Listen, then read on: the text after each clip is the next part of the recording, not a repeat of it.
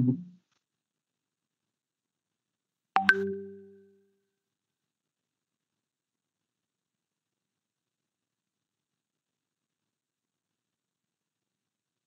Ahí tienen que estarles proyectando. Esos son unos casitos clínicos que estuve trabajando ahora con los chiquillos del Mintos, como para, creo que nos pueden servir, ¿verdad? Un poco para que vean la dinámica. Entonces, este es un caso pequeñito, dice paciente masculino de 7 años, residente de una zona rural con saneamiento deficiente. Consulta por dolor abdominal difuso de 3 semanas de evolución, acompañado de diarrea intermitente, pérdida de peso. La madre refiere que en una ocasión observó en las heces un gusano blanquecino de gran tamaño. En la exploración física se encuentra distensión abdominal y signos de desnutrición leve.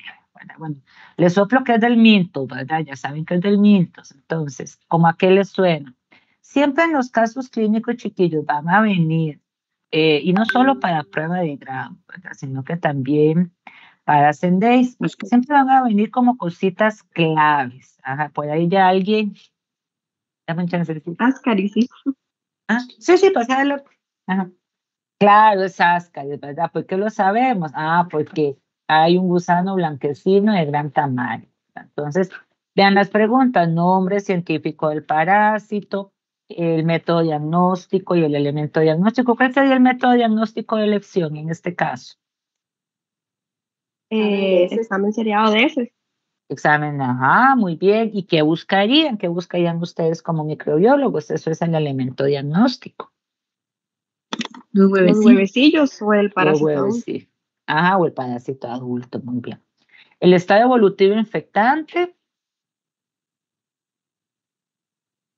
Creo que era huevecillo con larva 3, estadio larva ajá, 3. correcto, huesillo con larva de tercer estadio. 2 posibles complicaciones de la infección y bajo qué circunstancias. ¿Qué recuerdan de ascaris? ¿Cómo se nos puede complicar una ascariosis? ¿Qué hace ciclo de Lowe? ¿Qué hace ciclo de Lowe? Excelente. Entonces, ¿qué nos produce a nivel pulmonar? Puede generar nuestro síndrome de Doppler, que es como similar a una alergia. Digamos. Correcto, síndrome de microhemorragias, como microhemorragias, ajá, entonces eso se traduce como hemoptisis, muy bien esa parte. 2 medidas de prevención son como muy sencillitas. Pero por aquí tenía uno, espérate. Este. Dice, hombre de 35 años, agricultor con fatiga crónica, debilidad y palpitaciones, ha presentado deposiciones oscuras. En la exploración física se observa palidez y signos de anemia, no refiere fiebre ni síntomas respiratorios. Entonces, ¿en quién piensan aquí? ¿Cuáles son las palabrillas clave? Las deposiciones. Tal vez la anemia, doctora. La anemia, no me dice si es, no sé si es ferropénica, pero ella yo pensaría en triquiuris, por ejemplo. Si me dijeran que es ferropénica, un ejemplo. Ok, bueno, déjate eso ahí en la cabecita, ahorita lo retomamos. ¿Qué más le llama la atención? Ven, sí. No tiene síntomas respiratorios. Muy bien, excelente. No, por el momento, ¿verdad? No tiene síntomas respiratorios. Entonces no hace ciclo de Lowe el parásito. Bueno, en este momento, ¿verdad? Es que hay que aterrizarlo. Ajá. Bien, Christopher, vamos por ahí. Déjatelo también en la cabecita. ¿Qué más le llama la atención? La ocupación. La ocupación, muy bien. Agricultor. Hay algo más ahí muy importante, que eso es determinante en este caso. Deposiciones oscuras. Las deposiciones no, oscuras. Sí, claro, eso es muy importante. Entonces veamos. Díganme 3 parásitos que anden por acá, ¿verdad? Que les puedan estar causando esta situación. Los que ustedes crean, ¿verdad? No necesariamente son los correctos. Nada más díganme los que ustedes piensan. Christopher, ¿en cuál habías pensado? En triquiuris. En triquiuris. ¿Quién más habló de parásitos? Sí, Doc, yo pensaba en las mismas de que Vos pensabas en el mismo. ¿Qué más? ¿Dos más? Doc, ¿podría ser ancilostoma? Claro, ancilostoma. ¿Uno más? Funcionarias. Funcionarias es ancilostoma. Necator. Bueno, sí, ancilostoma y necator, ambos entran ahí. Estrongiloides. Ahí oímos a alguien que vota por estrongiloides. ¿Qué más? Pensemos en un protozoario. También histolítica. Alantioides.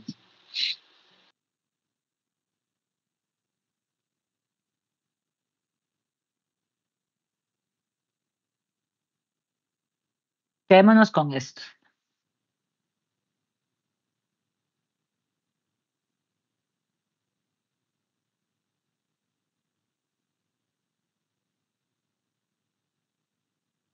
Ay, ya se me puso loca. Que vean que no sé, está como poseída la compu. Cada vez que hago una reunión de Teams se me pone loca.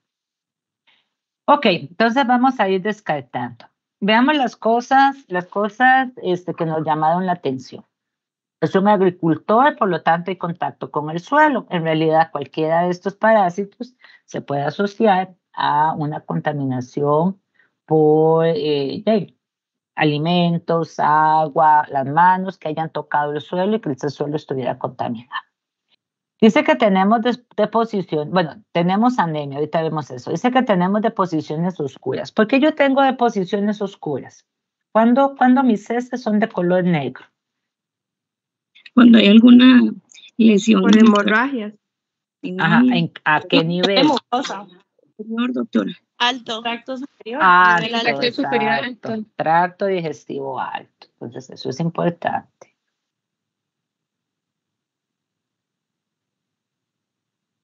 Tracto digestivo alto. Muy bien. La anemia, ¿qué suponen que sería el tipo de anemia?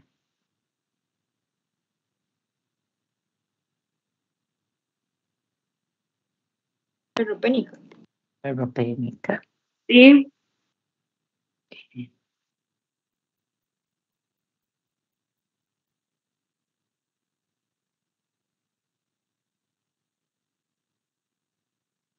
Ferropénica. Y en este momento no tiene síntomas respiratorios, ¿verdad? ¿Qué es lo que tenemos que tomar aquí en cuenta? Que bueno, antes de los síntomas respiratorios, vamos haciendo el descarte.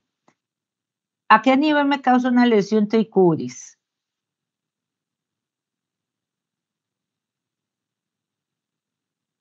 Si no me equivoco, era intestino grueso. Intestino grueso. Intestino grueso, exacto. ¿A qué nivel me causa una lesión entameoide histolítica y balantioides?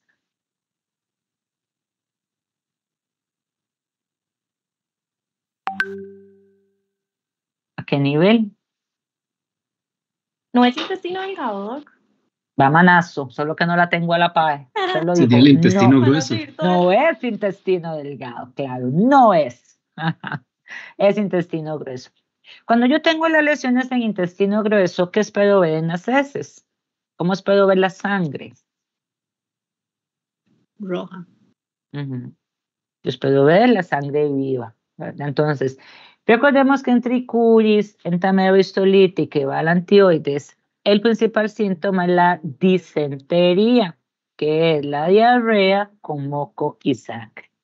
Entonces, vean que ya esto no me está coincidiendo con las deposiciones de color oscuro, que las asocio a lesiones en el tracto digestivo a nivel superior.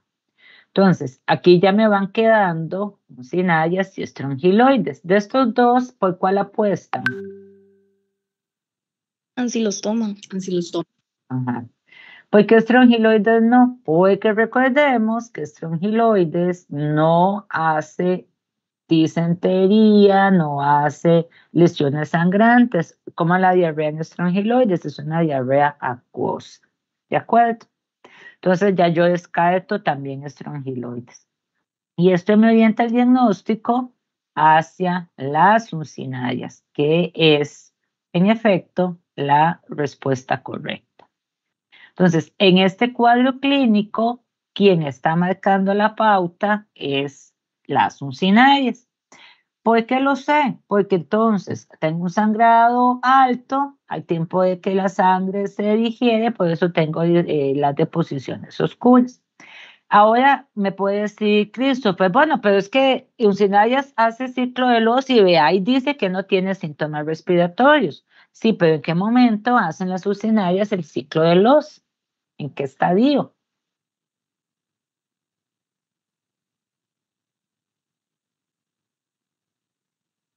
Ya se les olvidó.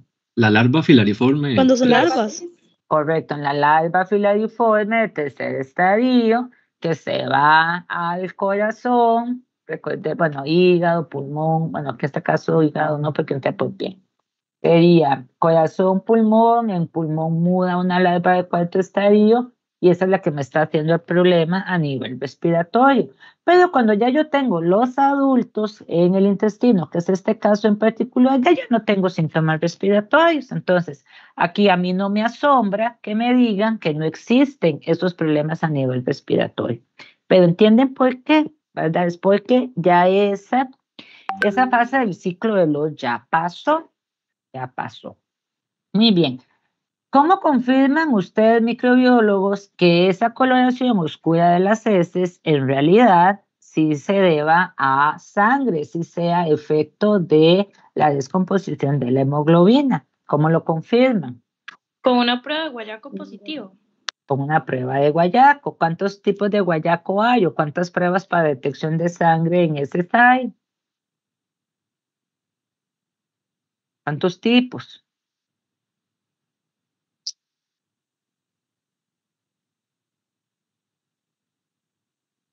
Hay dos, ¿verdad? Una que es más sensible y específica, que me detecta hemoglobina humana, y una que me detecta en términos generales hemoglobina. Entonces, cualquiera de las dos se puede utilizar. Lo que pasa es que si van a utilizar la que es poco específica, el paciente sí tiene que haber tenido una dieta, ¿verdad? Una dieta libre. Digamos, yo no me puedo comer un bistec ahí medio crudo el día antes de irme a hacer esa prueba de guayaco, porque me va a salir positiva. Cambio con la otra prueba, que es más específica y más sensible, que lo que me detecta es hemoglobina humana y menos restricciones en cuanto a la dieta. Entonces eso tienen que tenerlo presente. Muy bien. Esa sería la transferrina fecal, doctora. Perdón, no te entendí. ¿La qué? La transferrina fecal. La transferrina, pucha, buena pregunta. Vamos a ver, porque esa no la tengo mapeada.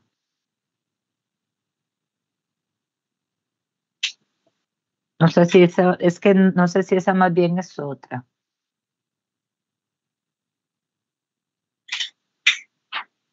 Aquí, doctora, es que donde yo estoy haciendo práctica, de hecho, la prueba viene con los dos. Ajá, sí, o sea, tanto la transferrina como con la sangre oculta en heces. Sí, vienen las dos, sí, correcto. Pero no es lo mismo, digamos. No es lo mismo. Sí, pero sí, por ahí anda, exacto, se utilizan las dos. Ok, excelente. Listo. ¿Qué más acá? Sería para detectar, para detectar el origen del sangrado, digamos. Si No. Aquí no es tanto para detectar el origen del sangrado, es para corroborar que hay sangrado, ¿verdad? Para corroborar que esa coloración oscura realmente sea hemoglobina y sea hemoglobina humana, no sea, qué sé yo, que el paciente esté consumiendo hierro, por ejemplo, que las heces se nos van a poner oscuras, o que no es que el paciente se comió un hígado crudo el día antes, y eso es lo que vamos a estar detectando. La altura no la da la coloración que vayamos a observar en la materia fecal, si es la coloración oscura o si es la sangre viva, ¿verdad? Eso es lo que nos da ahí un poquito la altura de la lesión. Y en cuanto a la anemia, es anemia ferropénica. Vean aquí entonces en esta preguntita cómo ya podemos interrelacionar este caso de parasitología con la parte de hematología. Ya sabemos que es anemia ferropénica, entonces, ¿qué esperarían ustedes encontrar en el hemograma de ese paciente? La hemoglobina baja. Hemoglobina baja. Sería microhemática y procrómica. Correcto, hemoglobina baja, hematocrito bajo. Todo bajo, el volumen corpuscular el medio volumen bajo. corpuscular medio bajo, correcto. ¿Por qué? Porque tengo microcitosis, porque tengo hipocromía, ¿qué más? ¿Qué otros hallazgos pueden encontrar en la lámina? Esto es muy básico, ¿verdad? Ya ustedes con los conceptos de hematología pueden ampliar ahí un poquito de cuáles serían esos hallazgos, ¿verdad? Que van a encontrar en estos pacientes. ¿Qué más? El paciente recibe hierro de pronto, ¿qué esperarían que se aumente por ahí? O bien, o cómo está la capacidad total de fijación de hierro. Eso estaba alta, creo. Alta, ajá. Ajá, porque no hay, digamos, entonces. Porque no hay, muy bien. Exacto. Entonces, si yo le administro hierro al paciente y la médula ósea empieza a responder, ¿qué se me van a aumentar? Doctor, el RW se ve aquí también implicado. A ver, ¿cuál es la definición del RW?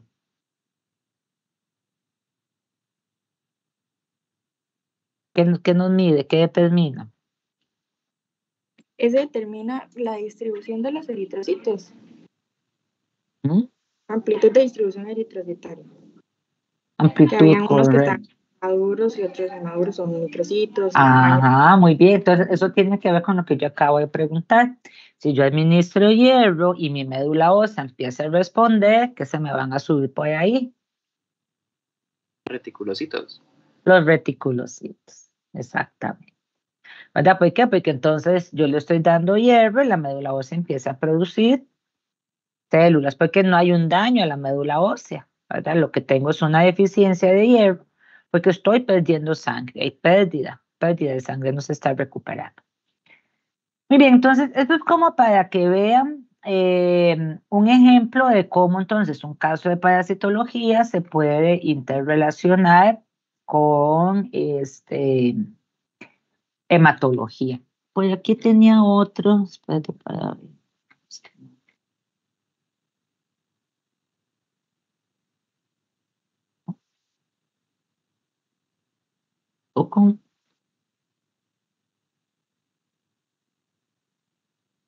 Ok. No.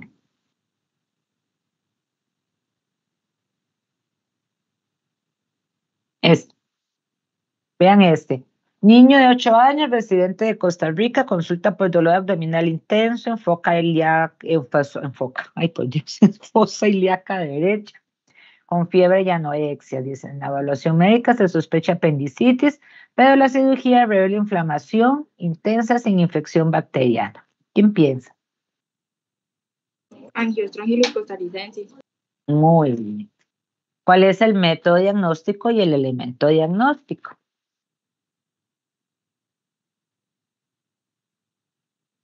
Se puede hacer el test de Morera, creo que es. Ajá, el test de Morera. También lo pueden poner como pruebas serológicas. ¿Y qué buscan? ¿Qué buscan en el test de Morera? ¿Qué estamos buscando?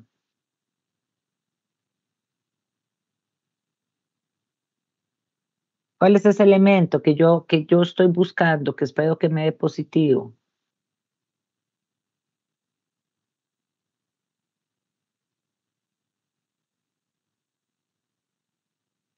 Chiquillos, ¿qué es el test de Morera? ¿Una prueba de qué tipo? Los anticuerpos, doctora. Los anticuerpos, sí, exactamente. El test de Morera, entonces es una prueba, el principio es una aglutinación en látex. Yo lo que tengo es el antígeno del parásito unido a la partícula de látex, la pongo en contacto con el suero del paciente y veo si aglutina. Pero si aglutina es que está positivo. Es una prueba que tiene sus bemoles, que hay que mejorarla, pero bueno, por el momento es lo que tenemos. Aquí entonces es donde uno puede ir haciendo como algunas preguntillas orientadas, por ejemplo, a la parte de inmunología. Si yo les digo, no, mire, es que el test de Morera ya no está funcionando, desarróllenme un ELISA. ¿Cómo desarrollarían un ELISA ustedes para diagnosticar Angiostrongylus? ¿Qué se les ocurre?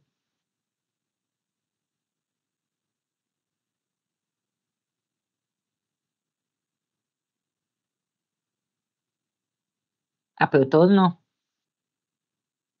El más sencillito.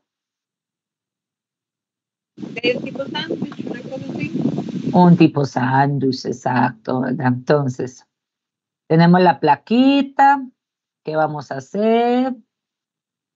¿Qué le pegaríamos? ¿El antígeno? Correcto. Wow. Me gano un 5 dibujando. Oh. Le pegan el antígeno. Después le ponen en contacto con qué. ¿Con el qué? ¿Cuál es la muestra?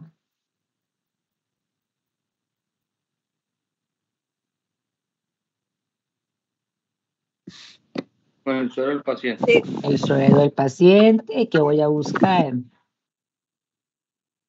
El anticuerpo. Anticuerpos, exacto. Bueno, quedó horrible, pero bueno, esa es la idea. Y después, ¿qué hacen para revelar la presencia del anticuerpo? Hay que pegarle una enzima, otro anticuerpo que va a estar pegado a una enzima que va a generar la reacción lumínica. Exacto, un anticuerpo que tenga pegado ahí o un fluorocromo, o una enzima o algo, ¿verdad? Entonces, vean también aquí como un casito clínico que empezó en parasitología de pronto nos puede derivar a la parte de inmunología, pues citarles así como un ejemplo. Si yo les pregunto en este momento, bueno, que chiquillos, vean, si ustedes me dijeron que Angiostrongylus, ¿cómo saben que es Angiostrongylus y no un proceso bacteriano? ¿Qué tienen que buscar en el hemograma? Que haya una leucocitosis o una desviación a la izquierda, porque la apendicitis puede presentar células en banda y una leucocitosis. Ok, muy bien. Leucocitosis, dijiste muy bien la palabrita, pero, pucha, ¿cómo quito esto? Hombre de Cristo.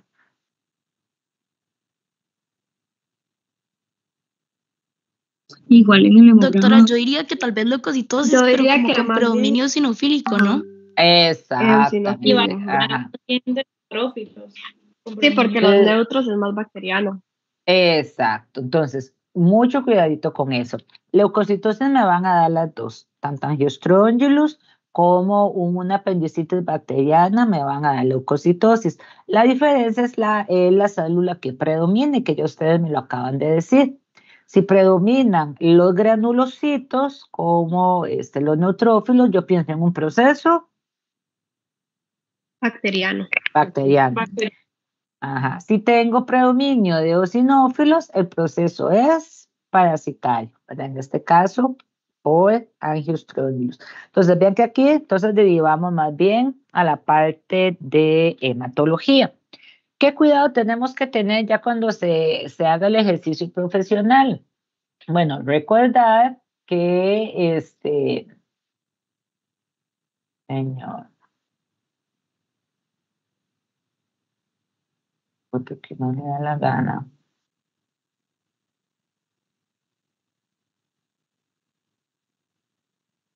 Bueno, es que se me fue, ya me acordé. Recordar que si nosotros detectamos células inmaduras, entonces hay que reportárselo al médico, porque eso es una señal de la gravedad del proceso bacteriano. Si yo tengo leucocitosis con neutrofilia y presencia de bandas 5, 6, las bandas que sean, eso tienen que reportarlo, porque es un instrumento, es un insumo que utiliza el médico para tomar algunas decisiones en cuanto a la gravedad del caso, ¿verdad? Del paciente. Bien, ¿qué más aquí?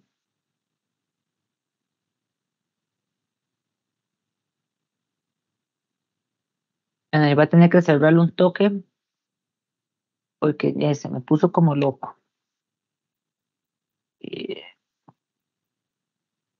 Estos son como algunos ejemplos de casos clínicos. Entonces, como para que vayan viendo por dónde se pueden dirigir las preguntas, ¿verdad? Que es importante entonces que manejen, ok, sí, el tema principal del caso, pero que les pueden salir preguntillas asociadas. Por ejemplo, en casos de protozoología, ya hay una malaria, que se les pueden combinar con preguntas de química clínica, por ejemplo, que si hay afectación a nivel hepático, ¿cuáles son esas pruebas, verdad, que se pueden hacer para detectar el daño a nivel hepático o el daño a nivel renal, ¿verdad? ¿Cuáles son esas pruebitas de química clínica que ustedes echarían mano? Entonces, también no se les olvide.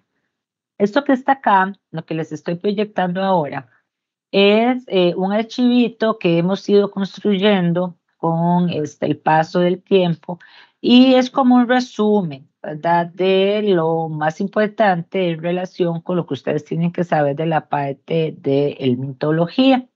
Entonces, tal vez no es necesario como repasar punto por punto, pero ¿qué es lo que siempre se les va a preguntar? Ustedes saben, ¿verdad? Se les pregunta el nombre científico, se les pregunta por el examen diagnóstico de elección, se les preguntan por pruebitas asociadas. Taxonomía, usualmente no, ¿verdad? Ni en prueba de grado, ni en CENDEIS les preguntan taxonomía. Esto es algo que usualmente se deja de lado, se ve más que todo otros temas, ¿verdad? Como el ciclo de vida, estado evolutivo infectante, hábitat definitivo, si hace o no hace ciclo de Loss, si invade, si hace este síndrome de Leffler, cosillas así por el estilo. En la parte clínica, sí es muy importante que ustedes manejen qué es lo que caracteriza a cada una de las parasitosis, ¿verdad? ¿Qué caracteriza a cada una de las parasitosis? Y también qué es la diferencia, ¿verdad? Porque puede ser que yo tenga un triquiuris con una diarrea, que es una diarrea disentérica, pero que también tenga estrongiloides con una diarrea, pero la diarrea de estrongiloides, ¿cómo era? Acuosa. Acuosa, exactamente. Entonces, también con los dolores abdominales, no es lo mismo un dolor en fosa ilíaca derecha, que me hace referencia a quién. Angiostrongilos, a un dolor abdominal difuso. ¿Quién puede darme un dolor abdominal difuso? Ascaris. Muy bien. A un dolor en epigastrio, por ejemplo, con sensación de quemadura. ¿Quién me da ese tipo de dolor? Es muy característico, postpandrial.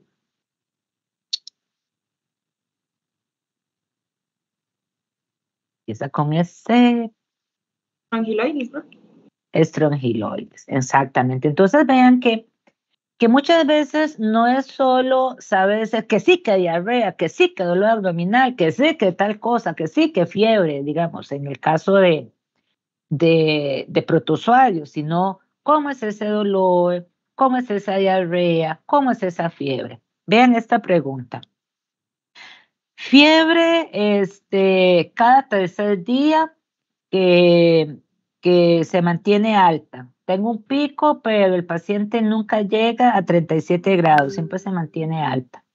¿Quién es? Malaria. ¿Cuál malaria? Plasmodium falciparum, diría yo. Excelente, muy bien. Si yo les digo fiebre cada 4 días, ¿quién sería? Vivax. Cada 4 días, fiebre cuartana.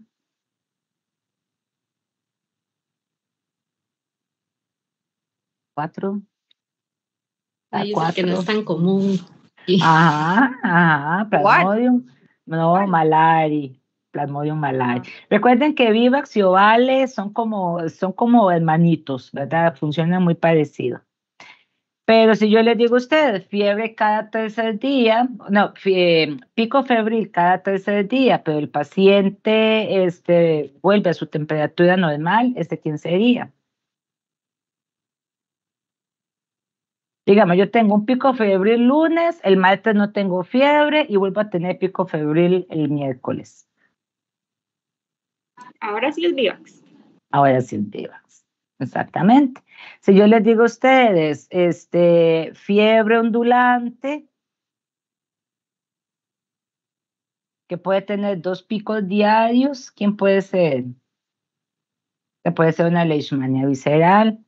Si yo les digo a ustedes, fiebre usualmente vespertina, ese se puede asociar a Trypanosoma cruzi.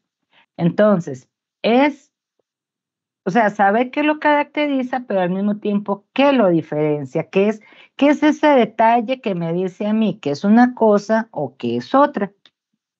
Para uno de los exámenes del CENDEIS para el pasado no fue el anterior. El anterior a este recién pasado. Había una preguntita que era un caso clínico como así de grande, con un montón de datos y cosas, y yo dije, pero ¿qué es esta loquera, verdad? Al final de cuentas, era una malaria, y para saber qué tipo de malaria era, había que acordarse el tipo de granulación que se observaba en el glóbulo rojo. Recuerden que están las granulaciones de Schuffner, las granulaciones de Maurer. Entonces, ese detalle, el tipo de granulación, era el que les decía a ustedes si era una malaria por Plasmodium vivax o una malaria por Plasmodium falciparum. Entonces, hay que prestarle cierta atención, ¿verdad?, a esos detallitos. Muy bien. En Ascaris, bueno, ya hablamos de Ascaris, los estados evolutivos infectantes, es importante. Las migraciones erráticas. ¿En qué momento puedo tener yo una eosinofilia en una ascariosis? ¿En qué momento de pronto se me pueden elevar ahí un poquillo el valor de los eosinófilos? Cuando hace el ciclo de los y llega a pulmón. Excelente, excelente. Cuando hace ciclo de los y llega a pulmón, o por ejemplo, si tengo una migración errática y el parásito me anda ahí por hígado, me anda ahí por parásito adulto por pulmón, por ejemplo, conducto colédoco, no sé, que se me queda ahí por algún lado. Entonces, ahí también podríamos tener eosinofilias que nos llamen la atención. De lo contrario, todos los parásitos que están en intestino usualmente tienen eosinofilias muy discretas. 5, 10%. Ya si usted me dice, no, mire, eosinofilias de 50%, eosinofilias de un 60%, ¿en qué van pensando? En Toxocara. Toxocara, muy bien. ¿Quién más? ¿Está con A? Angio.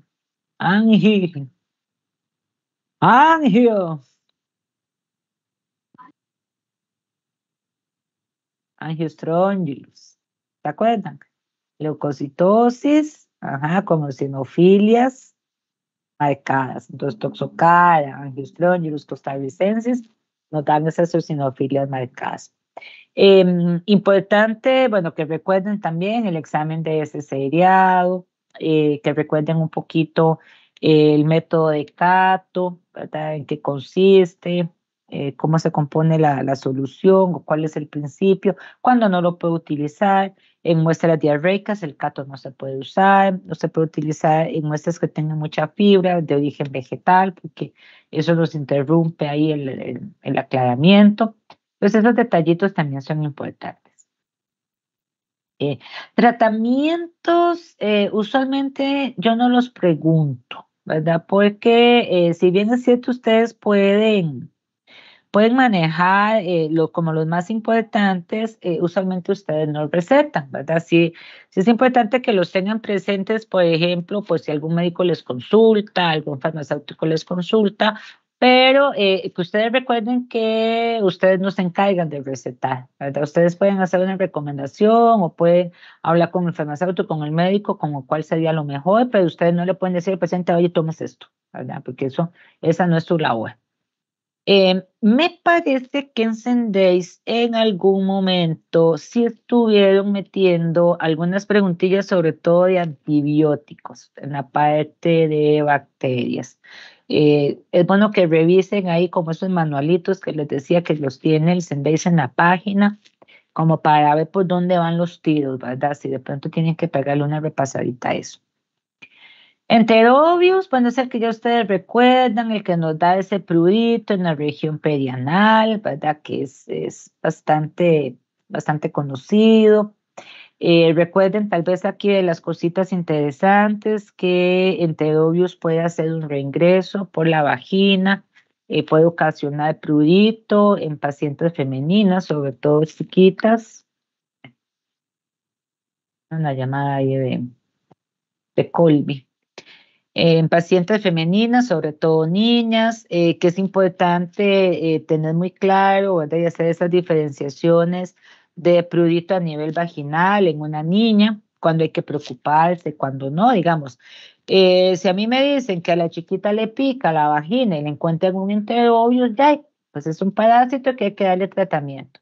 Pero si a mí me dicen que es una chiquita la que le pica la vagina y lo que le encontramos es una tricomona, ¿por dónde va la cosa?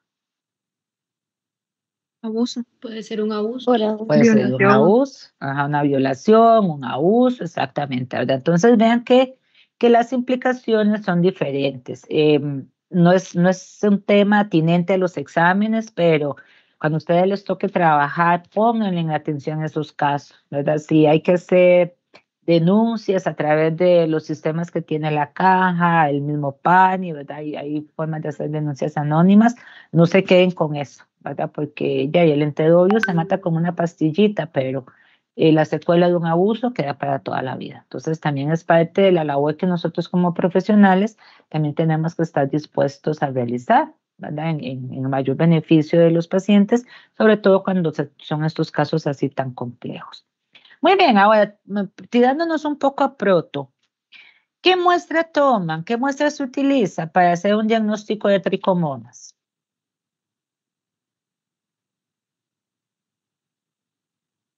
Puede ser Era el fluido. El fluido vaginal, ¿verdad? El exudado vaginal en el caso de las mujeres y en el caso de los varones.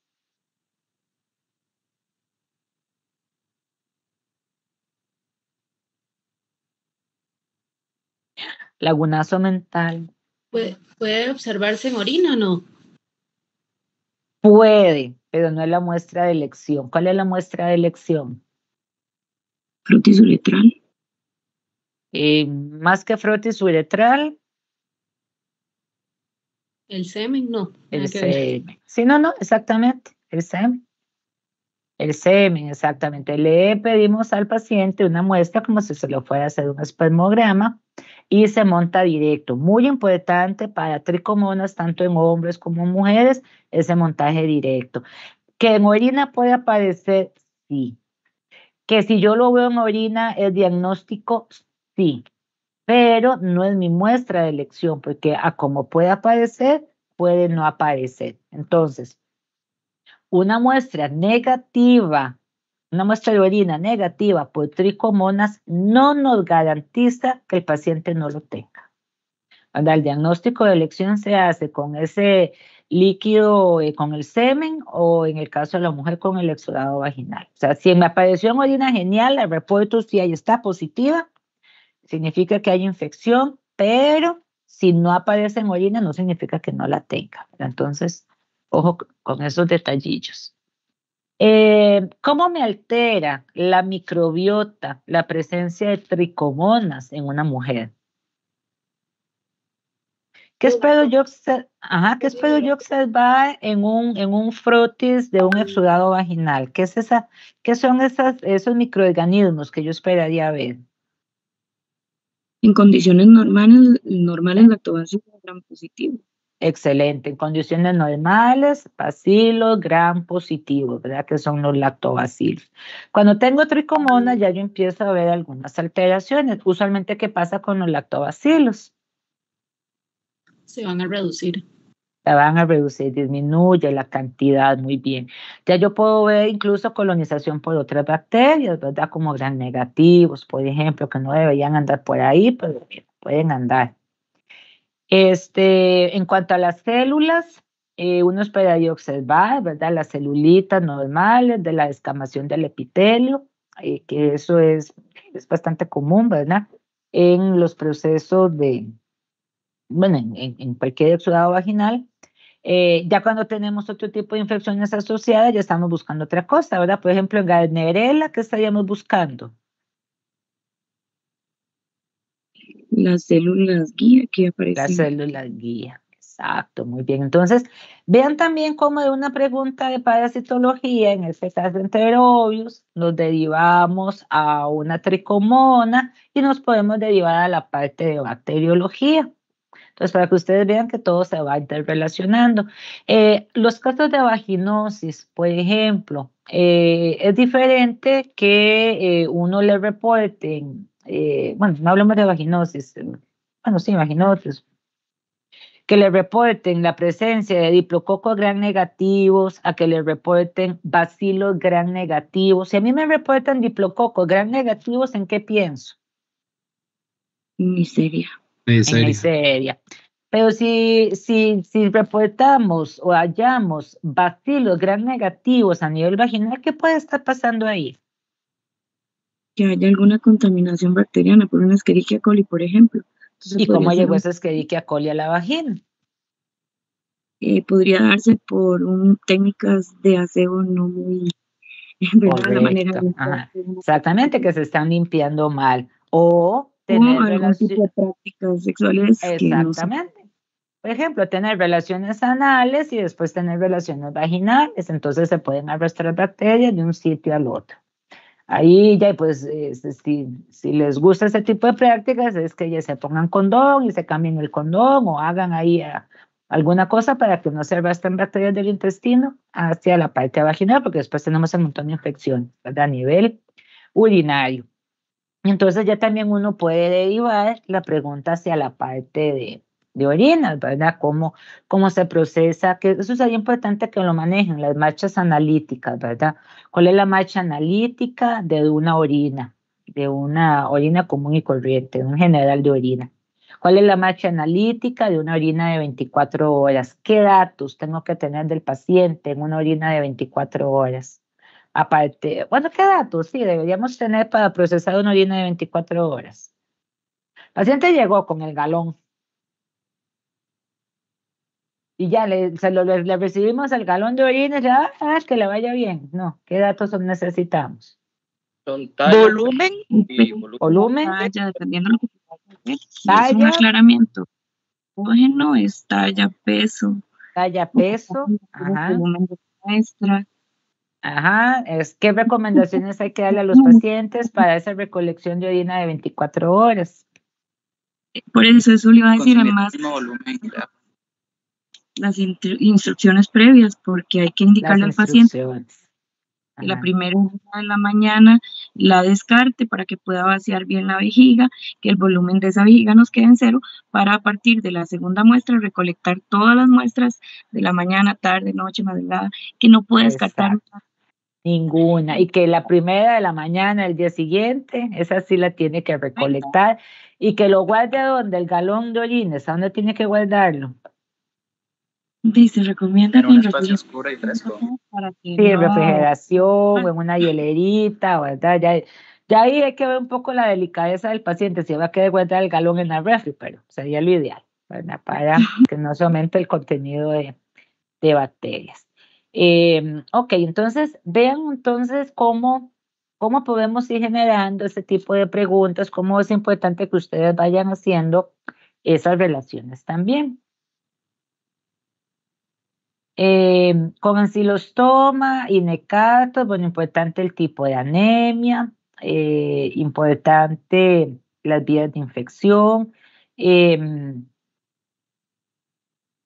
Perdón, cuando tenemos casos de larva migrans que son diferentes de los ancilostomas de seres humanos. Tal vez algo que cuando ustedes llevaron el curso no lo vimos y se lo voy a escribir por aquí. Yo este archivo después se los paso, se lo paso a la compañera que me pidió el repaso, para que les quede, que ya tenemos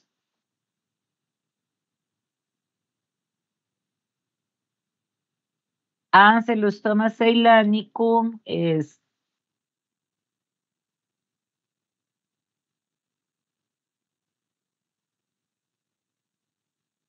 como parásito del ser humano en estadio adulto. Recuerden que antes nosotros hablábamos de Ancylostoma ceylanicum solo en función de los cuadros de larva migrans, pero ahora, más recientemente, ya tenemos reporte de Ancylostoma ceylanicum causando infección en estado adulto como un Ancylostoma duodenale, como un hecato de este. Creo que cuando ustedes lo llevaron el curso, esto no lo vimos así, pero para que lo tengan ahí mapeadito. Y igual, Ancylostoma ceylanicum, Ancylostoma caninum, Ancylostoma brasiliensis siguen causando los cuadros de larva migrans cutánea, ¿verdad? Que eso no se nos puede olvidar. Yo aquí les tengo marcados también algunos detallitos, por ejemplo, el tipo de anemia, que es anemia ferropénica, que hace síndrome de Leffler, por ejemplo. Llevan el diagnóstico, el examen de cesariado, las prevenciones, todos esos detallillos que ya ustedes conocen. Tal vez sí es importante que repasen cómo diferencian las larvas rhabditiformes y filariformes de uncinarias de las rhabditiformes y filariformes de strongyloides, ¿verdad? Que tienen que ver con el esófago, tienen que ver con el vestíbulo bucal, tienen que ver con el primordio genital, en el caso de las rhabditiformes, y en las filariformes, en la colita, ¿verdad? Que recordemos que strongyloides tenía un cortecito como de V, ¿verdad? Que es como una muesquita, mientras que en las uncinarias es aguzadito, ¿verdad? Es como un piquito. Ok, bueno, con triquinela, repasemos que es un parásito asociado al consumo de carnes, carne cruda, sobre todo el cerdo, que hay muchas especies de triquinelas, ¿verdad? Pero la más importante es Trichinella spiralis. En strongyloides, importante cómo se escribe, ¿verdad? Que a veces me hacen unos desastres terribles, lo escriben mal. En la parte de morfología, lo que ya mencionamos, que no hay huevecillos en heces, que lo que sale es la larva, que hace ciclo de los, cuál es el estado evolutivo infectante. En strongyloides es importante los temas de hiperinfección, que lo asociamos a pacientes con compromisos del sistema inmunológico. Entonces, el parásito se aprovecha de esta circunstancia para movilizarse a diferentes partes del cuerpo, ¿verdad? Entonces, ya yo puedo tener larvas en intestino, en hígado, en pulmón, en vaso, en cerebro, por cualquier lado anda dando vueltas. Y los adultos, aparte de intestino delgado, las hembras las puedo tener también en el pulmón, que sería como el otro sitio. Esto es importante, cuánto avanza una larva Culvens en un día, que anda por los...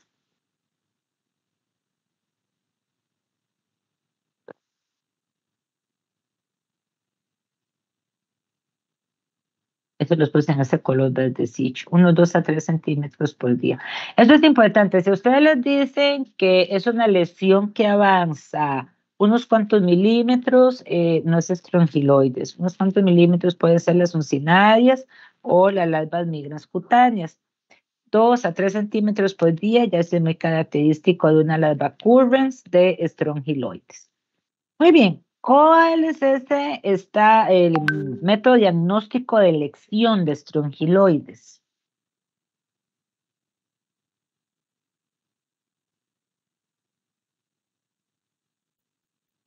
Pero ya se les olvidó.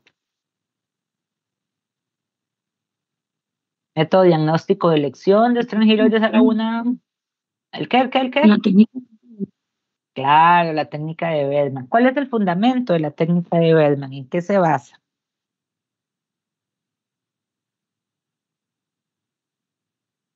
Se basa en el tropismo positivo de las larvas rhabdiformes. Exacto, el termotropismo positivo de las larvas. Pueden ser filadiformes o pueden ser rhabditiformes, ¿verdad? Ahí no hay problema en cuanto a eso. Entonces, claro, es un tema de termotropismo. ¿En qué muestra no puedo hacer una técnica de Bellman? ¿Qué condición tiene esa muestra donde no la puedo usar? Que la muestra sea ¿qué?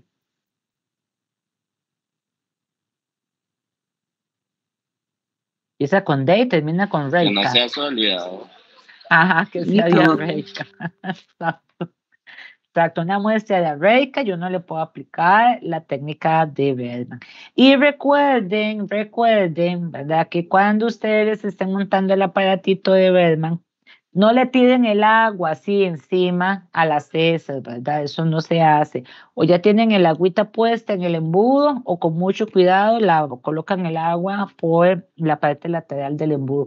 Pero si ustedes le tiran el agua encima de las heces, eso no sirvió para nada, ¿verdad? Ahí se hizo un arrastradero que no nos va a funcionar. Más con estrangiloides, bueno, ya vimos el tipo de diarrea. La glutino infectante, las bacilariformes, el ciclo de los. ¿Sí? Estamos bien ahí. Con Angiostrongylus, entonces, recordar un poquito la historia, el doctor Pedro Morera es el colega nuestro, el doctor Rodolfo Céspedes fue el patólogo, entre ambos hicieron la descripción del parásito. ¿Cuál es el hospedero intermediario asociado?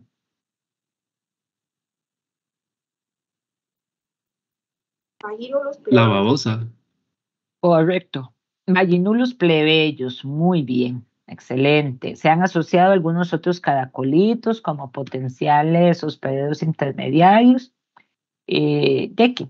Nos ofrecen ahí alguna otra posibilidad. Una pregunta. Dime.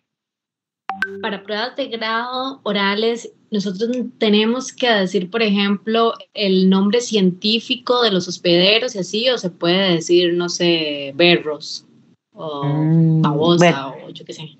Depende de cómo se haya inspirado el docente. Yo usualmente sí pregunto nombre científico.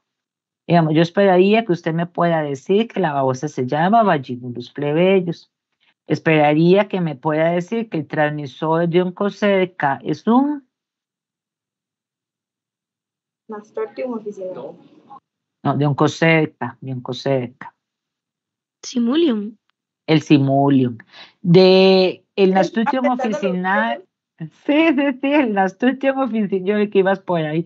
El Nasturtium officinale es el hospedero intermediario de quién? De fasciola hepática. De fasciola hepática, exacto. Entonces, pues sí, si es el caso de parasitología, sí pueden esperar que yo les pregunte nombres científicos. Claro, de lo más común, ¿verdad? No es que, por ejemplo, en Leishmania yo les voy a decir, bueno, a ver, dígame el nombre científico de 3 reservorios selváticos de Leishmania cutánea en Costa Rica. De ahí quedó tiesa. Ajá, exactamente, ¿verdad? Entonces, para que me digan Colepus hoffmanni, para que me digan Bradipus griseus, para que me digan Potoflavus, no, esa no es la idea, ¿verdad? Pero ya yo sí espero que usted me hable de Sigmodon ispis, en Angiostrongylus, de Vaginulus plebeyos, de un Aedes aegypti, digamos, pensando en un albovirus, por ejemplo. Que sí me hable de cuál es el transmisor de la malaria en Costa Rica, el principal.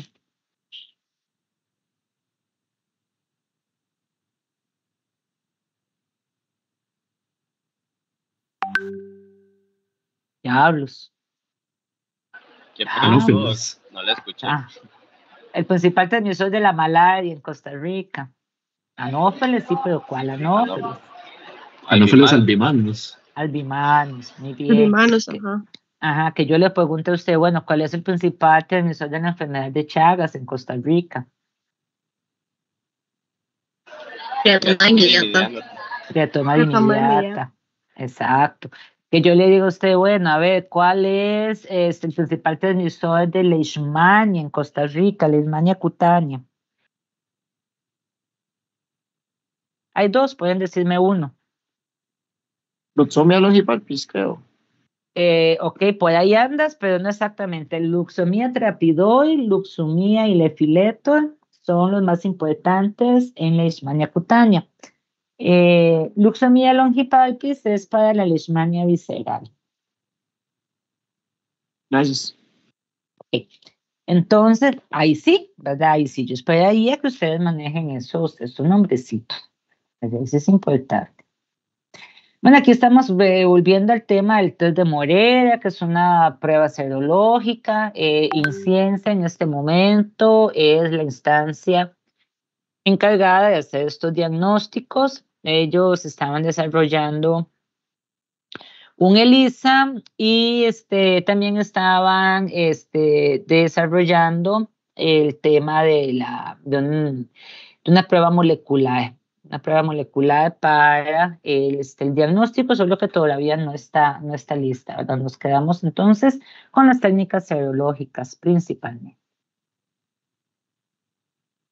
Con las filarias, bueno, recordar que en algún momento nosotros tuvimos Buchereria von Crofts en Costa Rica, que en este momento estamos libres de la transmisión endémica de esta filaria en el país, que cuando la tuvimos, ¿en qué regiones se encontraba?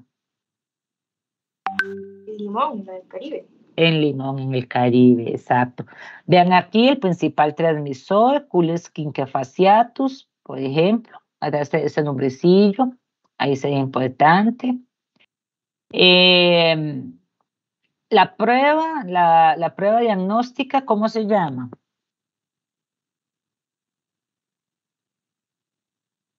La concentración de NOT. Muy bien, la concentración de NOT. Recordemos cómo se hace, ¿verdad? Que es una muestra que se toma con el tubito de tapa morada. A esa muestra le agregamos formalina. La formalina nos lisa los glóbulos rojos, fija las microfilarias, después centrifugo y monto el sedimento. Las condiciones, bueno, que el paciente esté en reposo, tiene que ser en horas de la noche por el tema de la periodicidad, ¿verdad? Aquí eso es importante también.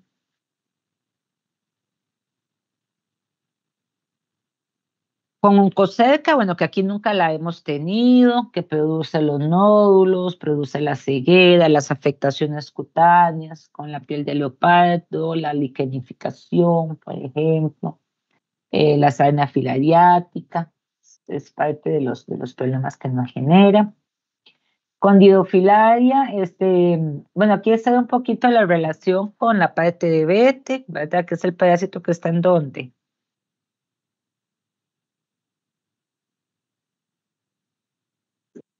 En los pelos. Ajá, pero ¿en qué órgano el perrito? Afecta a nivel cardíaco. Correcto, el corazón, muy bien. A veces se van para pulmones cuando el animal se muere.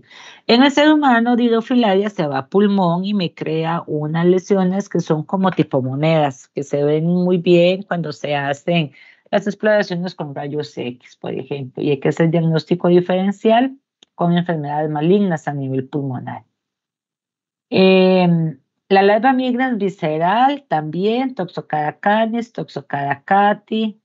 Hay que hacer diagnóstico diferencial. Aquí está. Con el retinoblastoma. Esto es importantísimo. Muy importante. Que los cuadros de larva migrans visceral a nivel ocular hay que diferenciarlo en un proceso maligno de muy mal pronóstico, que son los retinoblastomas. Con los trematos, usualmente solo vemos dos, que es fasciola y paragónimos. Bueno, esquistosoma también. Con el tema de los trematos, recordemos que los huevecillos tienen opérculo, que es el taponcito. Entonces, las técnicas de flotación no sirven. ¿Por qué? Porque las soluciones de alta osmolaridad, que pueden ser de azúcar, que pueden ser de sal, que pueden ser de sulfatos, hacen que el taponcito se abra ¡puc! Y la solución se mete dentro del huevecillo. Entonces eso se va para el fondo y no flota. Por eso, en este tipo de parásitos, donde hay huevecillos operculados, no se pueden utilizar técnicas de flotación. Aquí tenemos a Lignea, tenemos a Nasturtium, el reservorio del ganado bovino, como los animales que intervienen en el ciclo de vida. ¿Qué me comía yo? Los verbos. Con esquistosomas no los tenemos en Costa Rica. Recordad tal vez que esquistosoma manzoni está plexos venosos del colon, esquistosoma hematobium en los plexos venosos de la vejiga. Entonces, ¿qué muestra pido yo para un diagnóstico de esquistosoma manzoni? Heces. Heces. Pero ¿qué pido para un diagnóstico de esquistosoma hematobium? Orina. Orina. Exacto, muy bien. El caracolito de esquistosoma manzoni, bionfalaria. ¿Cuál era el de esquistosoma hematobium?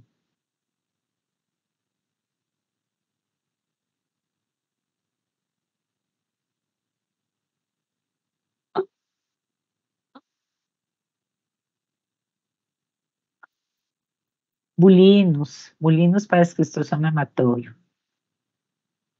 Bien, ¿qué más acá? Esto que está aquí en amarillitos, que yo no sé por qué en el Sendai le da las balas por preguntar cuál es el parásito que produce dermatitis por cercaria, son los esquistosomas preodeados, que lo tengan ahí presente. Con las tenias, bueno, tenia solium, tenia saginata, recordemos aquí, muy importante, la diferencia en el ciclo de vida, cuál se asociaba a la res, cuál se asociaba al cerdo. A la res era saginata y solium era el cerdo. Excelente. ¿Cuál es más prevalente y por qué? Solium. ¿Segura? ¿Era saginata? Es saginata, sí, porque come más res. Uno come más res, exactamente. La gente tiende a comer más carne de res. ¿Cuál es la diferencia entre una teniosis y una cisticercosis? En términos de el estado evolutivo infectante y quién me causa la patología. La cisticercosis era cuando se comía literal como el cisticerco, como la carne. No. No. Ve lo que me estás diciendo. ¿Qué necesito comerme yo para tener un cisticerco? El huevecillo. El huevecillo. Exactamente. ¿Qué pasa si yo me como un cisticerco que está en la carne? ¿Qué desarrollo? Pasa la teniosis. Una teniosis. Exacto, una teniosis. Eso es muy importante. Lo tengo mal escrito. Teniosis. Entonces, la teniosis es cuando yo me como el cisticerco y desarrollo el adulto. La cisticercosis es cuando yo me como el huevecillo y desarrollo el cisticerco. Y la cisticercosis solo la produce ¿quién? Tenia solium. Tenia solium, correcto.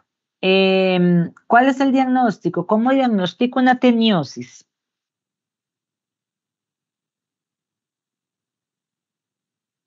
Puede ser la observación de proglótides o con las heces. Muy bien, el examen directo de la materia fecal. Yo puedo buscar huevecillos, puedo buscar proglótides. Si encuentro huevecillos, ¿puedo diferenciar las especies de tenia? No se puede. No, muy bien. Pero si encuentro proglótides, como nos dijo el compañero, o encuentro el Scolex, ahí sí. ¿O no? Sí. Sí. ¿Y cuál es la diferencia? Digamos, ¿cómo me diferencian una tenia saginata de una Telia solium si encuentro un proglótide o encuentro el Scolex? El número de ramificaciones. Muy bien. Número de ramificaciones en los Pseudotides grávidos, que es como hasta 7, en Tenia solium, pero 14 o más en Saginata, y que Tenia solium tiene ganchos en el escólex y Tenia saginata no tiene ganchos en el escólex. Doctora, con permiso. Dime.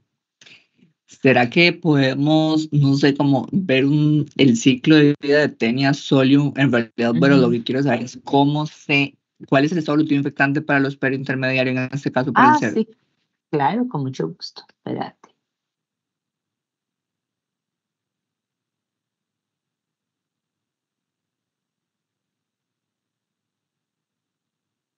Esto es más fácil. Esto es más fácil con la llave.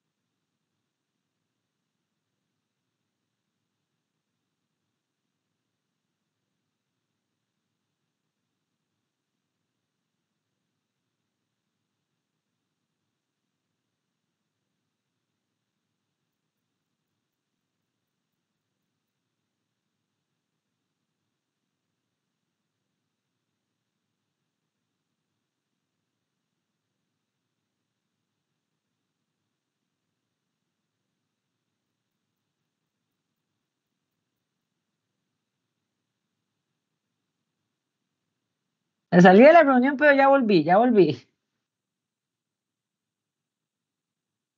Que se me salió un despelote de pantallas.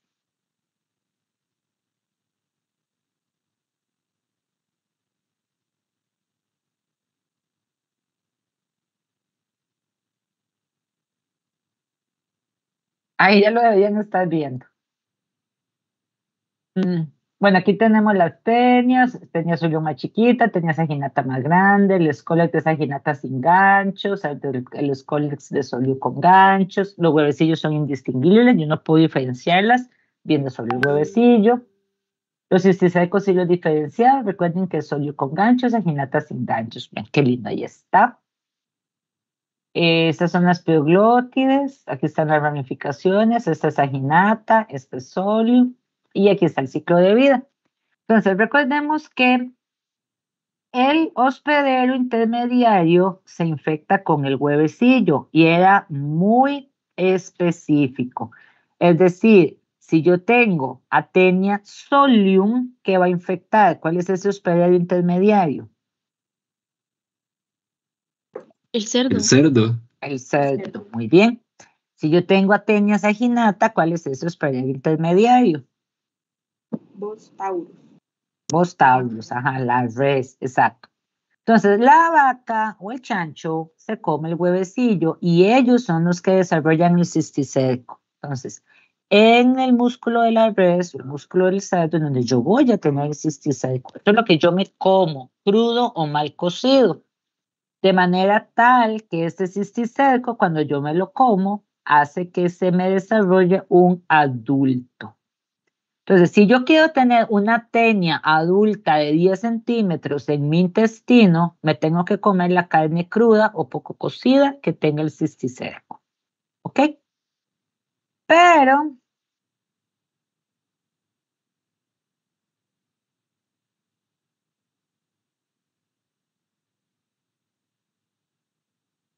acá. Si yo lo que quiero es tener una cisticercosis, porque digo, ay, qué lindo, ¿verdad? La cisticercosis es la ambición en mi vida, ¿qué me tengo que comer? Yo me como los huevecillos. Entonces, ahí sí, yo, en lugar del cerdo, es quien va a desarrollar los cisticercos. Entonces, ¿ven la diferencia? Aquí en este ciclo vemos los dos. El huevecillo infecta al cerdo. El cerdo desarrolla el cisticerco. Pues ahorita estoy con el repaso de los chicos. En un ratito la llamo. Okay.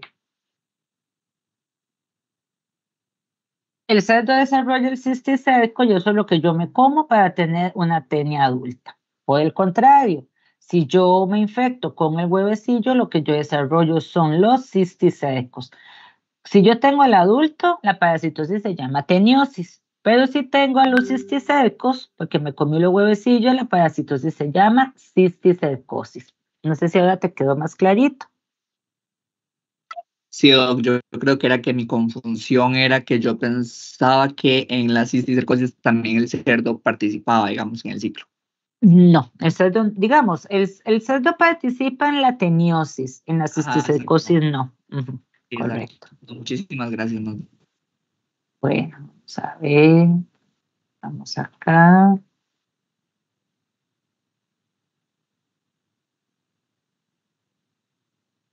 Aquí.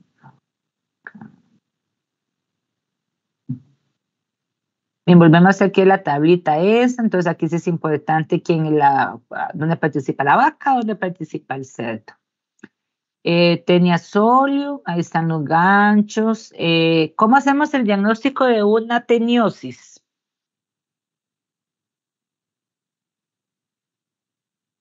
¿Qué muestra piden? Examen de ese sellado. Correcto, examen de ese sellado. Si encuentran el huevecillo, ¿pueden decir cuál tenia es? No. No. Tienen que encontrar los proglótidos maduros, los grávidos o los escólex. Ahora, ¿cómo diagnostico una cisticercosis? ¿Cuál es ese método diagnóstico de elección? Por serología. Por serología, exactamente. ¿Y qué es lo que busco? ¿Qué es lo que busco en la muestra?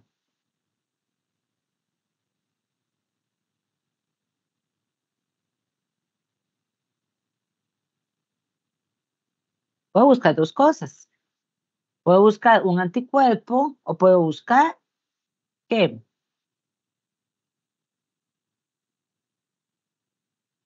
El el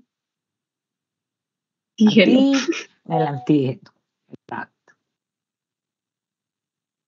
Con las himenolepis, nada más recordemos que nana se asocia a ratones, que himenolepis diminuta se asocia a ratas. Tal vez aquí importante recordar que la rata no es la esposa del ratón, para aquello de que salgan con alguna locura. Que pueden tener nana puede tener ciclo directo y ciclo indirecto. La diminuta solo tiene ciclo indirecto y los hospederos intermediarios son pulgas, pulex, xenocefálides, por ejemplo, xenoxila también puede estar por ahí. Pueden haber piojos masticadores también, causando ahí algunos, siendo parte de ese ciclo también. Eso sería como básicamente, lo del tema del mintos. Es importante que repasen marchas analíticas de la parte de entomología. Por ejemplo, si les llevan unos chinches al laboratorio, cómo los procesan, cómo se reportan. Vieran que nos ha pasado mucho que tal vez se saben la marcha analítica, digamos, qué hacer con el chinche, pero no saben qué hacer con cómo se reporta. Entonces vayan y repasen esa parte, ¿verdad? De la parte de entomología, que se cuenta, cuáles son esos índices de metaciclogénesis, por ejemplo. Eso sí es importante que lo repasen. En entomo, cómo se procesan las larvas para ver si es o no un gusano barrenador. También tratan de darle como alguna importancia a los temas del momento. ¿Cuál es el tema del momento? Si yo les pregunto a ustedes, ¿qué vacuna tienen que ponerse obligatoriamente a partir de mañana si van a salir del país? Fiebre amarilla. La de fiebre amarilla. Entonces, repasen qué es la fiebre amarilla, cómo se transmite, qué síntomas produce, qué tipo de virus es, porque eso son preguntas que les pueden venir en Sendays, por ejemplo, pueden venir en una prueba de grado. ¿Por qué? Porque son los temas del momento, ¿verdad? Con alguna virosis que ande por ahí dando vuelta, que ustedes vean que en la noticia sale, ¿verdad? Que también de pronto repasar, ¿verdad? Si es algo que no lo tienen tan claro. Qué sé yo, en la parte de alimentos, cómo se procesa la muestra, cómo se hacen las diluciones. A veces son cálculos muy facilitos de diluciones y se nos quedan pegadillos en esos calculitos, digamos. Ok, ¿cuánto tengo que pesar de queso si quiero hacer una dilución 1:10? ¿Con qué volumen de agua pectonada, por ejemplo? Por decirles alguna tontera. Los medios, ¿verdad? ¿Cuáles medios uso si quiero buscar salmonela? ¿Cuáles uso si quiero buscar, no sé, coliformes? ¿Cuáles uso si quiero buscar coliformes fecales? ¿Verdad? Shigella. Toda esa parte es importante. No es lo mismo, y nos ha pasado también, que confunden cómo procesar las muestras clínicas con las muestras por alimentos, que aunque es la misma bacteria, pero de pronto los medios que yo estoy utilizando, el enriquecimiento que tengo que darle a la muestra, algunas condiciones de incubación no son las mismas. Entonces, para que hagan esa diferenciación. Déjeme ver, en banco de sangre, importante cuáles son los criterios para recibir donantes o para exclusión de donantes. Eso sí lo tienen que repasar de las guías que tiene Sendays. Ahí se pregunta mucho de esa parte de esas guías que tiene Sendays para donantes y donaciones. ¿Qué pasa, por ejemplo, si me da positivo una prueba de tamizaje por el VIH? ¿Cómo la confirmo? ¿Cómo proceso esa muestra? ¿Qué le hago después? ¿La vuelvo a montar? ¿No la vuelvo a montar? Le digo al paciente, ya no, mire, le dio positivo, que Dios la acompañe, ve a ver qué hace, ¿verdad? Esos detallillos. ¿Qué más?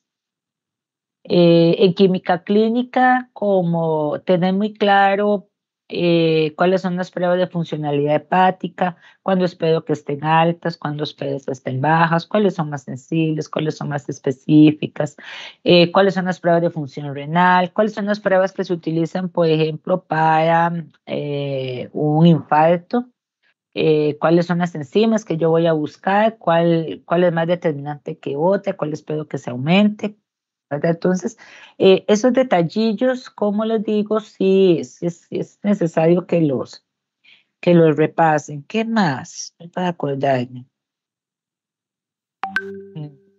En bacteriología, marchas analíticas, creo que ya se las había dicho. Que por ejemplo a veces dice, bueno, ¿cómo procesa un coprocultivo? Lo siembro. Ok, ¿en qué lo siembra? En agar sangre. ¿Qué creen ustedes de eso? Jamás crece todo ahí. O sea, exactamente, eso es una jungla, eso no hay Dios posible ahí, ¿verdad? Entonces, no, ¿cuáles son esos medios específicos que yo necesito en un coprocultivo? Igual en una orina, o sea, ¿cuál es un criterio que me dice, no, mire, ya, no, tiene que reprocesar la muestra, tiene que volver a pedir la muestra? Cuando hallo qué, cuando me crece qué, ¿verdad? En hongos, ¿cuáles son esos tiempos de incubación? ¿Cuál es la muestra? Se pregunta mucho qué es lo que ustedes esperan ver, ¿verdad? ¿Cuál es ese elemento diagnóstico que a ustedes les va a decir qué tipo de hongo es? Los hongos en alimentos también, no son los mismos medios que utilizamos en los hongos en la parte clínica. ¿Qué soluciones uso? El KOH, ¿a qué por ciento si es un raspado cutáneo? ¿A qué por ciento si es una uña? ¿Verdad? Entonces, son como las cositas, como estos detalles, esas manchas analíticas, que eso puede venir sobre todo, bueno, vienen en DAYS y pueden venir en las pruebas orales de la prueba de grado, ¿verdad? Hay preguntas, chiquillos, que no hay kit, hay preguntas que son muy puntuales, ¿verdad? Yo siempre creo que se los he dicho. Los estados evolutivos infectantes, ya no hay forma que yo se los pregunte de una forma diferente a que se lo tengan que aprender de memoria, ¿verdad? No hay otra forma de hacer la pregunta. ¿Cuál es el estado evolutivo infectante de Ascaris, de Enterobius, de entamedia histolítica, de Giardia? ¿Verdad? Porque, vamos a ver, de protozoología, bueno, ya vimos un poco ahí las malarias que repasan, las leishmanias, los métodos diagnósticos. Uy, ya me acordé. En malaria, ¿cómo se hace el reporte? ¿Cómo se hace el reporte de acuerdo con lo que establece el INCIENSA, perdón? Con lo que establece INCIENSA. Ajá. El recuento de parásitos de malaria en gota gruesa, el cálculo, como la fórmula. Te lo voy a pasar porque eso tiene como varias partecitas. Entonces, espérate para apuntarlo, para pasárselos ahora que les pase el documento. Está bien, muchas gracias. Recuento malaria. Tengo que pasarles el archivo. Doc, y yo tengo una pregunta. Del MINT. Yo tengo una pregunta. Es que a mí me preocupa un toque ese tema de entomo con respecto a las marchas analíticas, tipo, ¿usted qué me recomienda? Como nosotros hacerlas o algo así, porque al menos cuando yo llevé el curso, yo no lo llevé con el doctor Avendaño, sino que yo lo llevé con el otro doctor. Con el doctor Campos. Sí, pueden hacerse como un resumencito, tal vez, ¿cuáles son las más importantes? La de tripanosoma, con los chinches, aquí las estoy apuntando para que las repasen. Está más bien, déjenme ver si este muchacho, si el doctor Miranda nos puede dar un centro y que le repase eso. Yo voy a hablar con él, para que les haga un centrito de tal vez de esas marchas analíticas de entomo. Que dicha que me lo dijiste. Ya tenemos fechas con él. Bueno, entonces súper bien, excelente, ahí lo repasan un poquito con él. Sí, tal vez sería bueno que usted le diga esos temas que hacen falta, porque digamos, yo sí llevé con Avendaño, pero yo sé que muchos otros compañeros no. Ok, está bien, lo vemos así, lo hacemos así. ¿Qué más, chiquillos? Qué emoción, oigan, ya están a un pasito de salir. Ya se me hicieron viejos. Emoción, dice doctora, no, hombre. ¡Ay, sí! Emoción, nada, ahorita no. No, yo sé que están en un momento muy duro del semestre, de la carrera. De pronto uno siente que todo se le viene encima, las emociones son muy encontradas, ¿verdad? Por un lado uno está deseando salir, pero por otro lado tiene como esa sensación de que, hijo de puña, ya voy a dejar la U, ya voy a dejar a los compañeros, ¿verdad? Yo sé que son momentos como a veces con muchas emociones, con mucha carga que de pronto los pueden agobiar, pero dentro de todo, traten de disfrutar este tiempito que les queda aquí en la universidad, compartir con los compañeros, compartir con los profesores, ¿verdad? Que ya cuando se gradúan y se van, a veces es un poquito más difícil. Nosotros tenemos un grupo de los compañeros de la U que nos pusimos celebración del 20 aniversario. Ya vamos por celebración del 27 aniversario y no nos hemos reunido, no hemos podido reunirnos. Entonces, no pierdan eso, ¿verdad? No pierdan ese contacto en la medida en que ustedes ya sigan conversando ustedes, se apoyen, ya pues siempre las cosas son más bonitas y se facilitan más, ¿verdad? Sí.